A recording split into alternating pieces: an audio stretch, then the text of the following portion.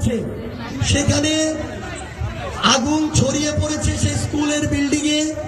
আমাদের অসংখ্য ছোট ভাই বোনেরা যারা স্কুলে পড়ে তাদের হতাহতের আশঙ্কা রয়েছে।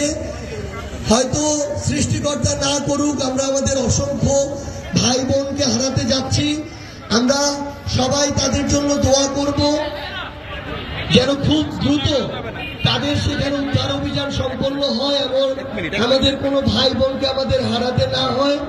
আমাদের জাতীয় নাগরিক পার্টি এনসিপির পক্ষ থেকে আমাদের যে মেডিকেল টিম, আমরা খুব দ্রুত সময়ের মধ্যে সেই মেডিকেল টিমকে সেখানে পাঠানোর ব্যবস্থা করছি।